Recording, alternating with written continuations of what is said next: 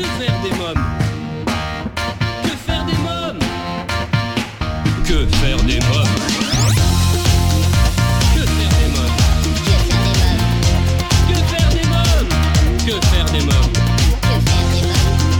Que faire des mômes? Que faire des mômes? Eric Couder. Bonjour à tous, bonne année, c'est Eric Couder. Je suis très heureux de vous retrouver pour un nouveau numéro de Que faire des mômes, l'émission 100% famille.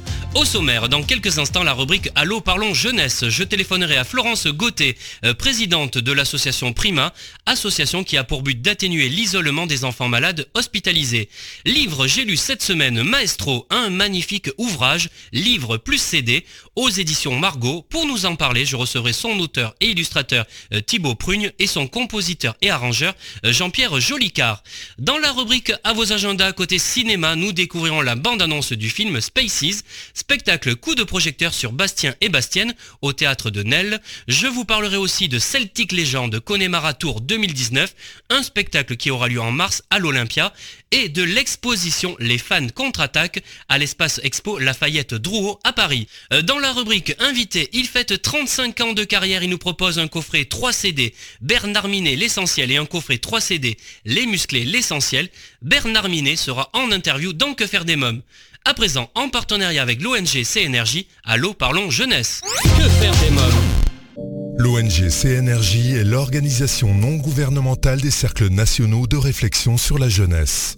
L'ONG CNRJ possède un statut consultatif spécial auprès de l'ONU et est présente dans plus de 20 pays dans le monde. L'ONG CNRJ est construite par des citoyens sans argent des États, elle est donc indépendante. Elle travaille à permettre à la jeunesse de mieux prendre sa place dans le monde. N'hésitez pas à aider l'ONG CNRJ à aider la jeunesse sur www.cnrj.org. L'ONG CNRJ vous présente l'invité jeunesse. J'appelle sans plus attendre Florence Gauthier. Allô? Oui, bonjour Florence Gauthier. Oui. Oui, c'est Eric Couder de l'émission Que faire des mômes. Ah, bonjour Eric. Bonjour, enchanté. Alors, vous êtes présidente de l'association Prima, association qui a pour but d'atténuer l'isolement des enfants malades hospitalisés. Pouvez-vous nous en dire davantage sur cette association ? Aujourd'hui, donc, on met des ordinateurs, des tablettes ou des bornes numériques à disposition des enfants dans les hôpitaux. Ils ont absolument besoin de connexion sécurisée et gratuite. Alors, l'association est constituée d'une trentaine de bénévoles. Hein ? Oui. Alors, ce sont quasiment tous des spécialistes dans leur domaine. Pour installer des réseaux particuliers sur un hôpital, il faut être vraiment très technicien. C'est pas les hôpitaux qui l'installent, ils n'ont ni le temps ni les moyens de le faire. Ce sont nos bénévoles qui le font, évidemment en accord avec eux. Alors, de quel constat est née cette idée d'association ? Alors, au départ, c'est une histoire un peu personnelle, comme souvent. Hein. Oui. J'étais enseignante sur Internet pour le CNED et j'ai voulu entrer dans une association pour donner du soutien scolaire à des enfants malades. Il y a 14 ans, le numérique n'existait pas dans les hôpitaux. Et je me suis trouvée un petit peu perturbée d'arriver avec un bled sous le bras devant un gamin qui avait eu un accident et qui était immobilisé.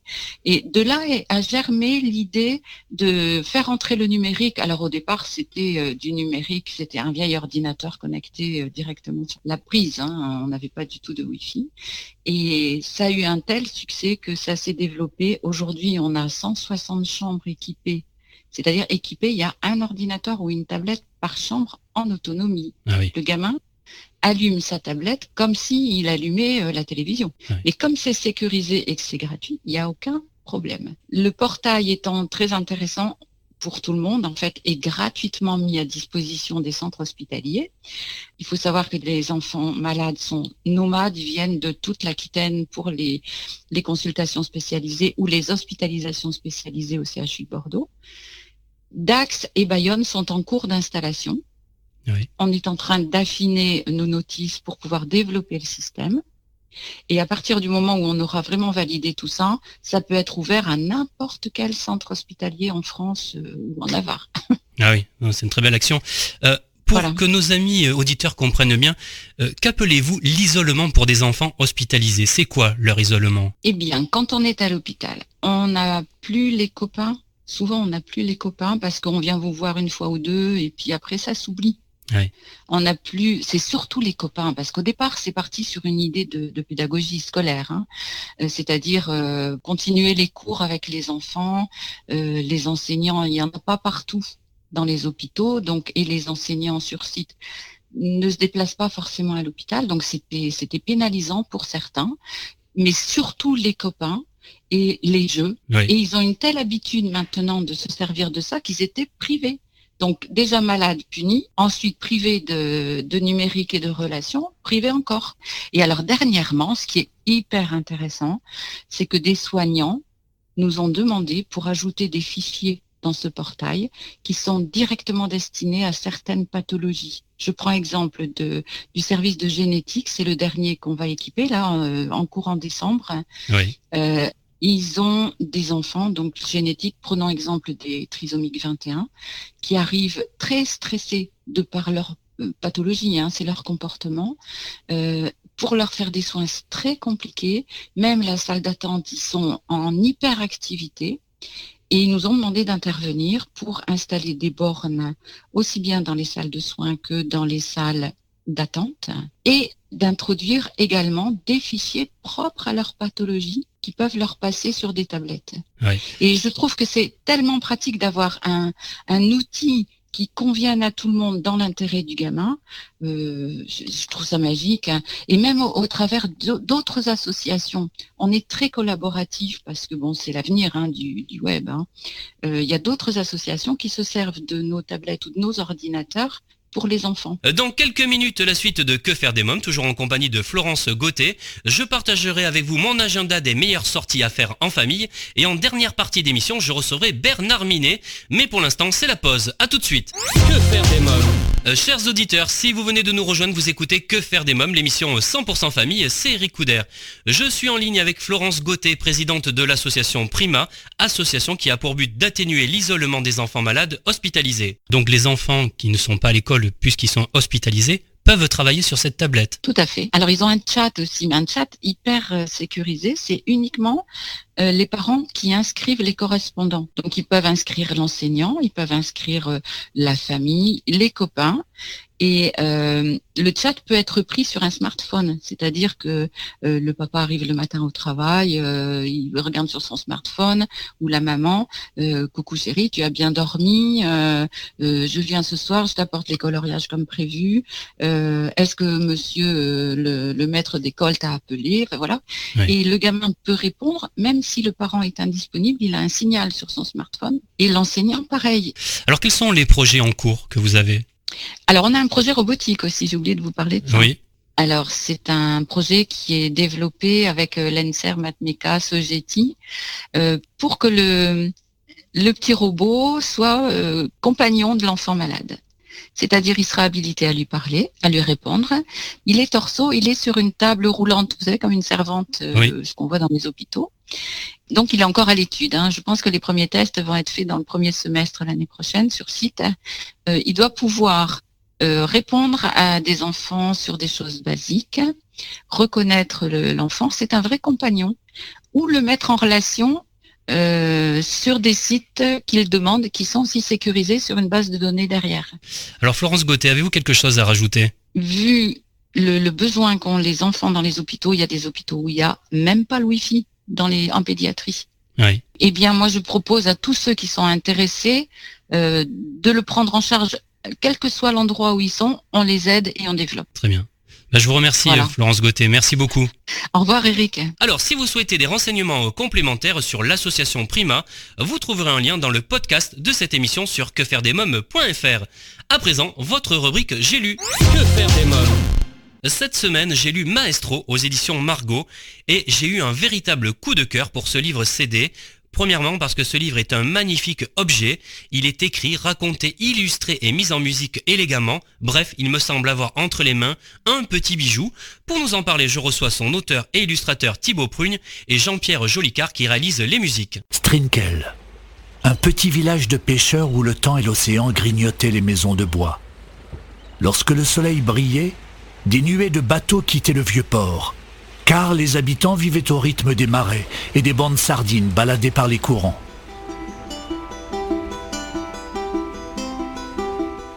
Bonjour Thibaut Prugne. Bonjour. Alors vous êtes à la fois l'auteur et l'illustrateur du magnifique ouvrage Maestro. Alors qui est Théo ? Qui est ce petit garçon ? Théo, c'est un petit garçon qui a été adopté par Lucien, qui est un charpentier de marine. Et donc il construit des bateaux dans un village où tout le monde pêche et doit devenir pêcheur ou au moins travailler autour de l'océan. Et Théo, c'est un petit garçon qui ne se sent pas forcément à l'aise là-dedans, puisque lui, tout ce qui compte pour lui, c'est la musique. Il entend de la musique partout. Et ce qu'il a hérité de ses parents, le seul objet qui lui reste de ses parents, c'est un petit charango, un instrument bolivien. Alors qui sont les autres personnages que Théo va croiser tout au long de cette aventure ? Alors il va croiser pas mal de personnages, mais à la fois des gens de ce village, mais des personnages vont être plus importants pour lui et vont changer sa vie. C'est les gitans. Oui. Il y a 5 roulottes qui sont bloquées par la grande marée. Et Théo va les rencontrer, il va rencontrer Waira, une petite fille, son père JP et toute leur famille.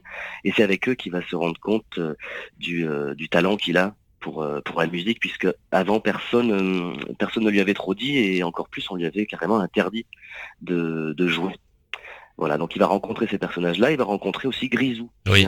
qui est un gardien de phare, qui a aussi un rôle très important dans le déclic un petit peu de l'enfant pour l'aider à poursuivre son rêve.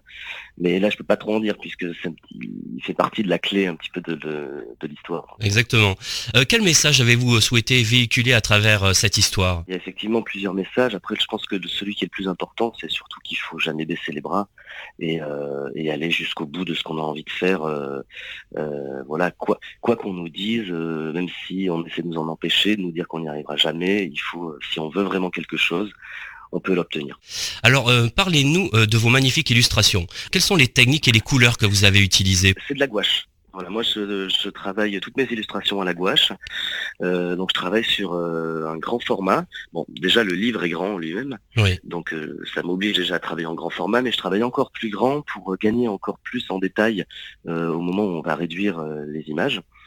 Je travaille en couches, ce qu'on appelle des lavis, en fait. Donc c'est des couches successives, du plus clair au plus foncé, un petit peu comme on travaillerait l'aquarelle, avec beaucoup d'eau, pour avoir vraiment un rendu de dégradé sur les ciels, sur l'eau, les reflets dans l'eau, qu'on ait des images légères, un petit peu dans des tons pastels. Alors, je voudrais qu'on revienne aussi sur le format du livre. Je suis aussi éditeur sur ce livre, Oui. aux éditions Margot. Donc c'était une collection qu'on avait déjà de grands formats, parce qu'on aime beaucoup mettre en valeur les illustrations. Donc voilà, moi je me suis calqué sur ce format, et c'est aussi pour ce format-là, que j'avais envie de faire un livre chez nous. Et aussi pour travailler avec Jean-Pierre Jolicard qui a fait les musiques. Comme ça, on pouvait vraiment faire ce qu'on voulait, à la fois au niveau de l'histoire, du dessin, de la musique, de travailler tout en même temps ensemble. Et ça, c'était très chouette. Ben justement, c'est un bon lancement puisque je reçois maintenant Jean-Pierre Jolicard. Je vous remercie Thibaut Prugne, merci beaucoup. Merci beaucoup. Bonjour Jean-Pierre Jolicard. Bonjour à vous. Alors vous signez la musique, les arrangements et l'enregistrement de ce magnifique ouvrage Maestro où se mêlent des sonorités flamenco à celles d'Amérique. Racontez-nous comment est né ce projet.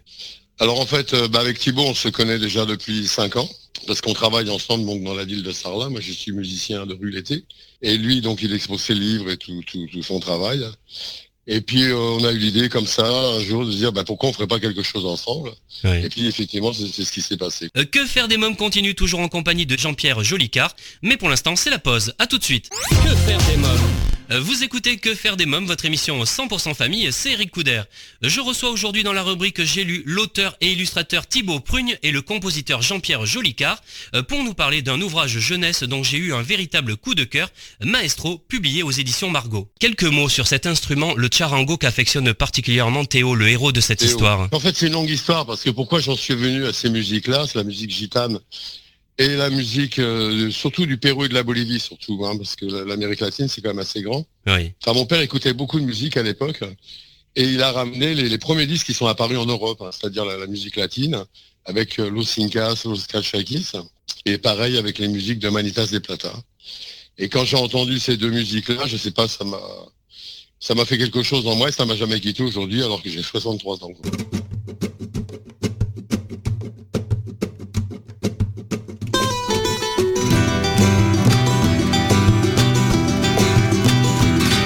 Estaba quito apretado contra el corazón.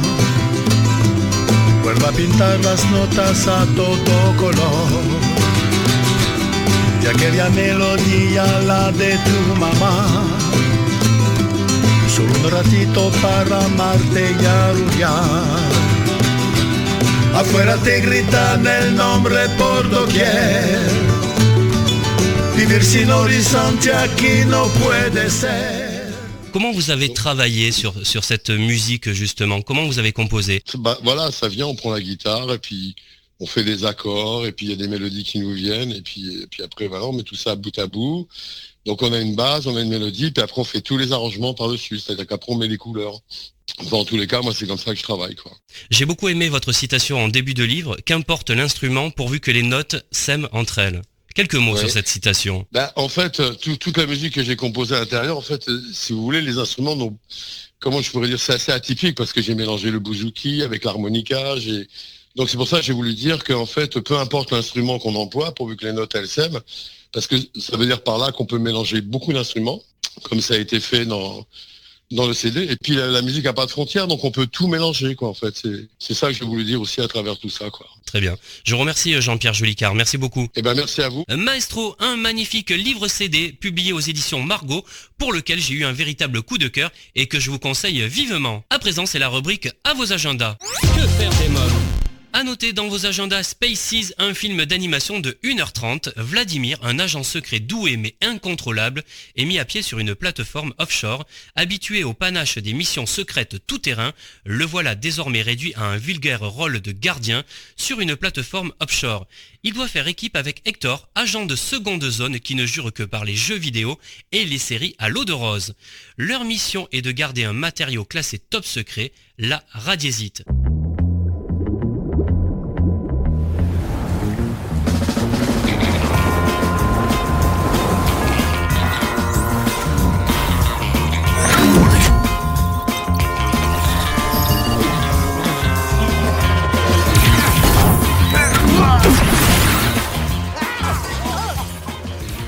Spaces, un film à découvrir en famille au cinéma. Un spectacle à présent à découvrir en famille à partir de 3 ans au théâtre de Nesle, un opéra de marionnettes d'une durée de 45 minutes. Bastien et Bastienne. Momo, jeune compositeur de génie, doit écrire un opéra pour la châtelaine, une poule autoritaire éperdument amoureuse de Bastien. Ce dernier est tenté par les appâts de cette cocotte aux œufs d'or et en oublie sa bien-aimée Bastienne. Désespérée, celle-ci demande de l'aide au magicien du village, le fameux Maître Cola, un sacré filou et loup de son état. Je vous propose de découvrir la bande-annonce. Bonjour, Momo. Il faut absolument que tu me composes un opéra pour mon mariage avec Bastien. Wow, votre mariage avec Bastien? Mais bien sûr, madame, avec plaisir.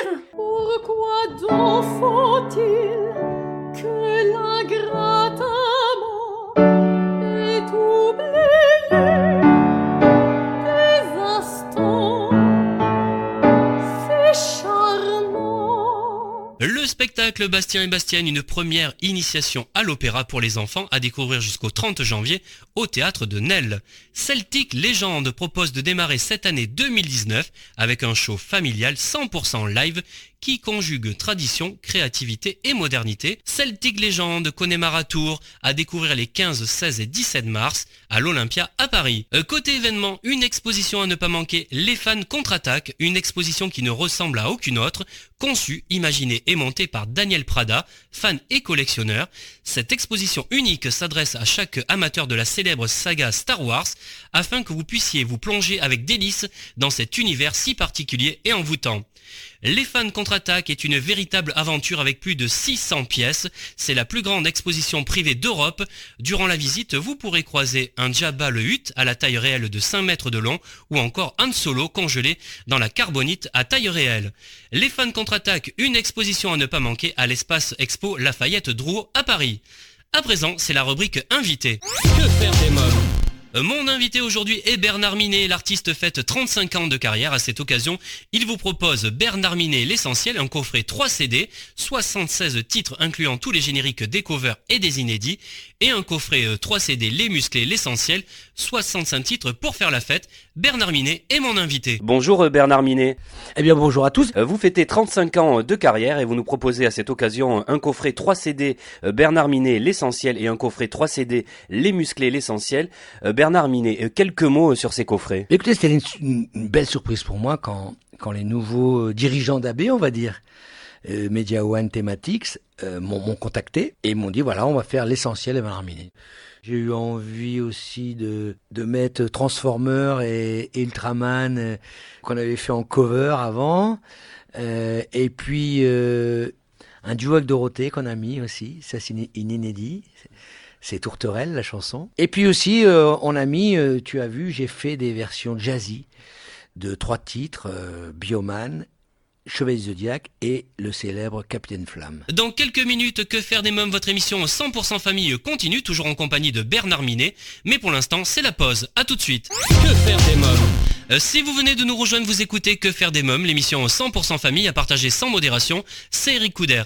Bernard Minet est mon invité. Pourquoi justement ces versions jazzy ? Mais écoute, c'est parce que j'avais beaucoup de témoignages de jeunes geeks ou de jeunes qui me disaient qu'ils écoutaient, en écoutant ces titres-là dans leur bagnole, ça leur donnait la pêche, tu vois, ça leur donnait la patate pour la journée. Enfin, donc, je me suis dit, tiens, qu'est-ce qui favoriserait l'écoute des paroles, du texte, pour revenir dans le souvenir? Et j'avais déjà fait des versions métal sur scène, il y a quelque temps, et bien sûr, ça s'y prêtait moins, mais là, j'ai pensé au jazz. Et puis, ça a fonctionné. La recette a fonctionné. J'ai fait appel à des vieux copains. Richard Lorna, qui est quand même un grand pianiste, et un vieux copain à la basse que je connais depuis 45 ans. Et la magie s'est opérée, ça se passe bien et ça plaît. Alors vous n'avez que 15 ans lorsque vous devenez batteur. Dans les bals de votre région, qu'est-ce que ça vous a appris de faire les bals ? Le bal, c'était la meilleure école du showbiz, tu vois, pour un musicien, pour un chanteur. Parce que moi, à la batterie, je tapais sur ma caisse pendant 6 heures, mais avec un plaisir. Moi, je me souviens quand j'étais jeune, plus c'était loin, plus j'étais content. Plus on passait d'heures dans le car, tu vois. Voilà, pour moi, c'était ça le métier, et je faisais le métier enfin. Et le bal, c'est la meilleure école. Ça n'existe plus maintenant, parce que là, on parle d'une époque où il y avait 7000 balles en France le samedi soir. 7000. Donc, ça veut dire 7000 batteurs qui travaillaient, qui tapaient sur des caisses. À quel moment vous avez su que vous seriez batteur professionnel ? Je l'ai su j'avais 13-14 ans, Eric. En regardant le grand déclic, parce que à 9-10 ans, je voulais être trompettiste, tu vois. Et on n'a pas eu de trompette à prêter dans le Nord pour que j'apprenne à l'école de musique. Alors j'étais un petit peu déçu, un petit peu écœuré, je crois. J'ai arrêté le solfège, parce que c'était très dur le solfège dans le Nord, très très dur. Et c'est après, donc il y a 13-14 ans, et c'est en regardant les émissions de Guy Lux, tu sais, le palmarès des chansons, parce qu'il y avait un grand orchestre de Raymond Lefebvre, et il y avait ce batteur, André Arpino il s'appelle, qui était devant, tu vois, en nœud papillon, et qui lisait toutes les partitions, qui allait accompagner tous les chanteurs. Et je me disais, mais c'est excellent, là, le gars, tu vois, nœud papillon, il lit les partitions à vue, enfin, il accompagne tout le monde. C'est ce que je veux faire. Vous avez accompagné les plus grands sur scène, les plus grandes vedettes de l'époque, Nicole Croisy, Charles Aznavour, Richard Klederman. Sheila aussi. Sheila, je suis très fier. Sheila, c'était son premier spectacle au Zénith. Et puis après, il y a eu Dorothée. Vous êtes rencontré comment avec Dorothée ? Vous savez, ce métier-là, métier de musicien professionnel, c'est un peu une histoire de cooptation. C'est-à-dire que c'est les copains qui vous placent sur un coup, sur un bain, on disait. Et donc, c'est mon pote Serge Malik qui était guitariste avec Dorothée et qui a commencé à me faire les premiers remplacements. Donc, j'ai commencé à remplacer le batteur de l'époque. Parce que ce batteur de l'époque avait beaucoup de travail. Il y avait beaucoup de travail pour les musiciens à Paris à cette époque-là. Un jour, alors avec Serge Malik, il me faisait faire des séances aussi avec Gérard Salès. J'ai commencé à faire des séances de pub aussi. Il y avait beaucoup de pubs avec Gérard Salès. Et naturellement, je me suis retrouvé avec Dorothée. Et puis, alors Dorothée, je vais vous le dire, elle à chaque fois, elle se rappelle, elle a un souvenir que paraît-il, je me suis présenté, bonjour Minet, batteur Nicole Croisy, et que j'avais à l'époque un t-shirt coupé ici, tu sais, les manches très coupé ici. Et elle disait, elle avait remarqué tout de suite, elle disait que je faisais exprès pour exhiber mes muscles. C'est mignon. Pourquoi cette rencontre avec Dorothée ça a été déterminante pour la suite de votre carrière?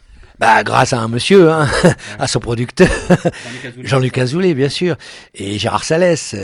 Il savait que je chantais, pas trop mal, donc je faisais des soirées privées à Paris, où je chantais à la batterie, batteur-chanteur, tu vois. Et c'est grâce à ça. Et puis Dorothée qui a aussi... C'est la première fois qu'une star pousse ses musiciens comme ça, tu vois, avec les musclés. C'est quand même ça, vous savez, c'est unique au monde, hein, parce que jamais de jalousie, pas de non, elle avait vraiment fait ça, c'est remarquable, ça c'est une chose chez Dorothée qui est excellent, quoi.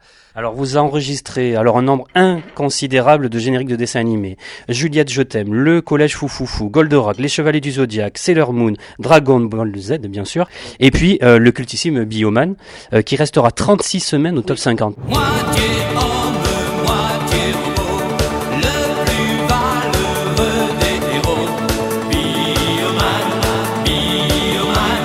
défenseur de la terre, comme un arc-en-ciel courageux, rouge, rose, vert, jaune et bleu.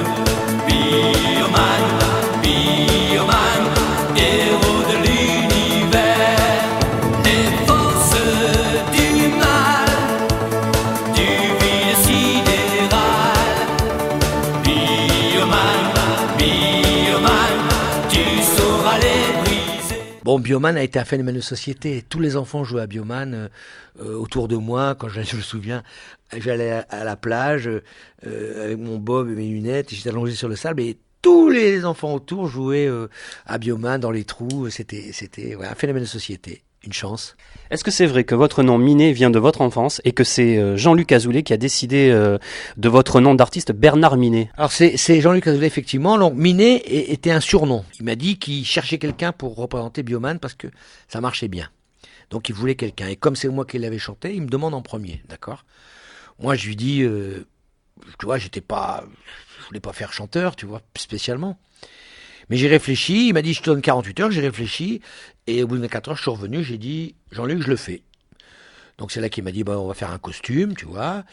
Et puis, et pour le nom, à un moment il dit bon, donc j'avais ce surnom, tu vois, et il m'a dit bon, on va mettre ton vrai prénom Bernard et Minet, Bernard Minet. Parce qu'il me dit, c'est ça qui est drôle, parce qu'un nom tout seul, ça marche pas. Et alors qu'il y avait Dorothée, il y avait pas encore Hélène, mais il y avait Ariane, Dorothée, Jackie, Corbier. J'ai trouvé, mais il a dit ça, tu vois. Et c'est fabuleux, fabuleuse idée, parce que Bernard Minet, ça veut tout dire, voilà. Que faire des mômes continue toujours en compagnie de Bernard Minet, mais pour l'instant, je vous propose de faire une courte pause. À tout de suite. Que faire des mômes? De retour pour la suite de Que faire des mômes, votre émission 100% famille, c'est Eric Couder. Bernard Minet est l'invité de Que faire des mômes. Bernard Minet, je voudrais qu'on parle maintenant des Musclés. Comment s'est formé le groupe Les Musclés? Eh bien, il s'est formé, en fait, Les Musclés qui étaient au Club Dorothée, il s'est formé quelques mois avant, pour la tournée de Dorothée, janvier, février, mars 87. Et après, Jean-Luc Azoulay nous a dit... voilà, vous allez faire la première émission pour faire des pêches, tu vois. Et voici le royaume des bonbons, pêche. et puis voilà, et puis de temps en temps on devait faire, tu vois. Alors on a eu la chance que quand tu as un groupe sur un plateau une semaine et qu'après il y ait plus, ça fait un vide, tu vois. Alors finalement on a fait toutes les semaines après. Et donc ça a duré 10 ans. Est-ce que comme le titre de votre biographie publiée en 2015 aux éditions Mareuil, Ma vie de folie, qui est toujours en vente sur Amazon, vous pouvez donc j'invite toutes les mamies à l'acheter, l'offrir parce que il y a beaucoup de souvenirs et d'inédits, et puis je parle de mes potes. Mais justement, donc, est-ce que comme dans ce titre, vous avez réellement eu une vie de folie? Si tu veux, quand je dis ma vie de folie, c'est des endroits où je me retrouve aussi chanter. Il y a de toute ma vie, j'ai joué, j'ai chanté j'ai joué de la batterie dans des endroits avec Charles Aznavour et Richard Klederman.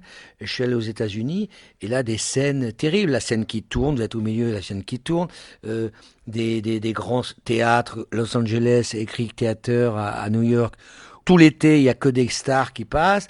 Voilà, on a découvert les catering, déjà en Amérique, c'est super. Moi, cet été, j'ai chanté comme beaucoup de chanteurs, un truc à Poupée des Rails, vous voyez, il y avait 13 000 personnes. Bah, c'est la folie, franchement, c'est la folie.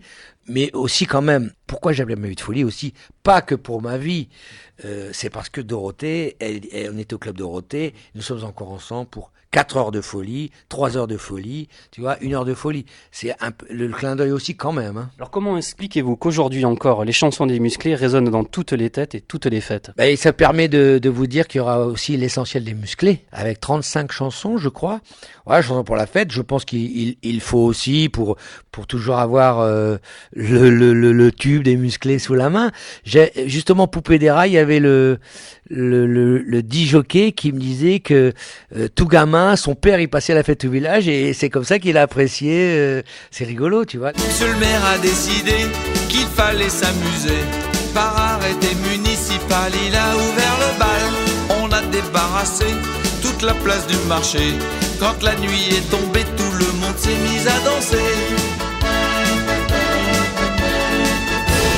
C'est la fête au village. Les parents, les enfants ont avalé leur potage.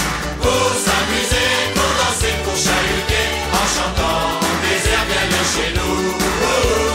Pour faire les fous au son de l'accordéon, en buvant ensemble des petits coups. Pour l'ambiance, les musclés, ils mettaient la fête au village. Et maintenant, le gars, il est devenu DJ et tout, mais il se souvient de sa vie de folie aussi. Non, parce que c'est vrai qu'il y a eu Dorothée, mais vous faites partie aussi de ces chanteurs dont tout le monde se souvient. J'ai eu de la chance d'en faire beaucoup, j'ai eu de la chance d'être avec Dorothée, j'ai eu la chance d'avoir fait cette émission aussi. J'ai toujours respecté le public, j'ai toujours respecté les enfants. Quand j'ai enregistré, Eric, ces chansons-là, je me suis rappelé, moi, comment il fallait l'interpréter pour un enfant. Et puis sur scène, depuis maintenant 2018 ans, ça j'en reviens pas non plus. Vous êtes papa? Quel papa êtes-vous? Eh bien malheureusement j'étais un mauvais papa parce qu'on n'était pas là, on travaillait beaucoup.